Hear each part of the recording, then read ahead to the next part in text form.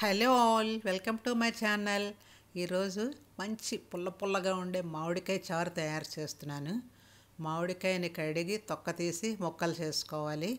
పచ్చిమిరపకాయలను కూడా కడిగి ముక్కలు చేసుకోవాలి. మామిడికాయ ముక్కలు కుక్కర్లో ఉడికిస్తాం కాబట్టి పెద్ద పెద్ద ముక్కలుగా చేసుకోవచ్చును. ఆ మామిడికాయ ముక్కలు ములిగే వరకు నీళ్లు వేసుకోవాలి. ఆ ముక్కలకి సరిపడా కొంచెం ఉప్పు వేసుకోవాలి. అలాగే ఒక స్పూను బెల్లం కూడా వేసుకుంటే బాగుంటుంది. ఆ మామిడికాయ పులుపుకి ఈ బెల్లం తీపి తగిలి మంచి రుచి వస్తుంది. తీపి ఇష్టపడం అనుకునే వాళ్ళు బెల్లాన్ని వేసుకోకపోయినా పర్వాలేదు. ఇప్పుడు వేరే గిన్నెలు కందిపప్పు, అర గ్లాసు కందిపప్పుని తీసుకొని ఒక గ్లాసు నీళ్లు వేసి కందిపప్పు అదే దానిపైన ఇంకొక ప్లేట్లో ఈ కట్ చేసి పెట్టుకున్న ముక్కలు ఈ రెండు ఒకేసారి కుక్కర్లో ఉడికించుకోవచ్చు. 3 విజిల్స్ వచ్చే వరకు ఉడికించుకుంటే ఉడికిపోతాయి. ఆ ముక్కలన్నీ తీసి ఇప్పుడు అవి ఇలాగ మేషర్ సహాయంతో కానీ లేకపోతే గరిటెతో కానీ మొత్తం అంతా కూడా ఇలాగ కలుపుకోవాలి. ముక్కలన్నీ కూడా ఇలా ముద్దగా అయిపోవడం వల్ల చారులో ఈ పులుపు అంతా కూడా బాగా పట్టి మంచి టేస్ట్ వస్తుంది చారుకి. ఆ టెంకను కూడా ఇలాగ సెపరేట్ చేసి పెట్టేసుకోవచ్చు. ఇప్పుడు ఇవన్నీ కూడా ఒక పెద్ద గిన్నె తీసుకొని ఆ గిన్నెలోకి వేసుకోవాలి. ఇప్పుడు ఆ చారులోకి నీళ్లు మీరు తినే పులుపుని బట్టి చూసుకొని వేసుకోవాలి. ఒక్కోసారి కాయ ఎక్కువ పుల్లగా ఉండకపోవచ్చు, అప్పుడు నీళ్లు తక్కువ పడతాయి దానికి. ఇప్పుడు ఈ సీజన్లో వచ్చే కాయలు అయితే కొంచెం పుల్లగా ఉంటాయి, అందుకని నీళ్ళు ఎక్కువే పడతాయి దానికి. నేనైతే 1 లీటర్ నీళ్లు వేస్తున్నాను ఈ చారుకి. మొత్తం నీళ్లు అందులో వేయవలసిన పదార్థాలు అన్నీ వేసిన తర్వాతే స్టవ్ వెలిగించాలి. అప్పుడు ఏది మర్చిపోవడం జరగదు. చారుకు సరిపడా ఉప్పు, పసుపు, రసం పౌడరు తయారు చేసి పెట్టుకున్న రసం పౌడరు వేస్తున్నాను.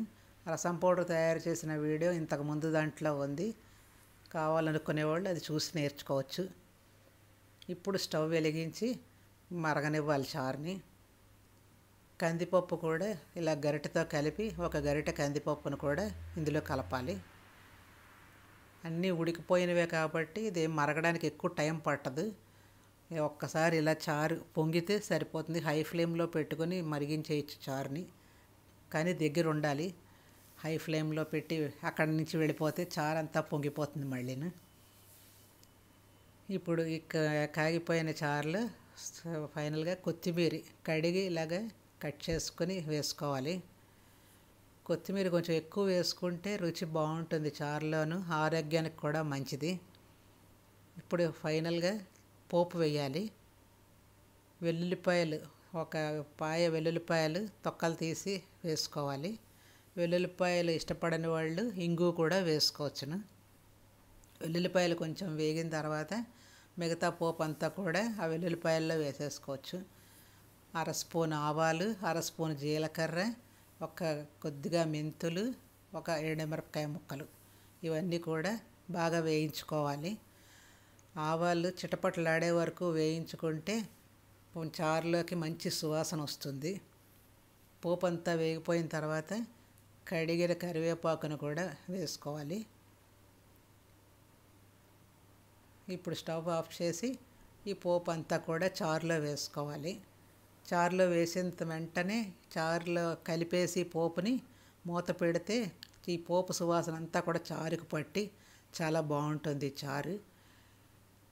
ఈ చారు నెక్స్ట్ డే ఉన్నా కూడా ఇంకా టేస్ట్ చాలా ఇంప్రూవ్ అయ్యి ఇంకా బాగుంటుంది.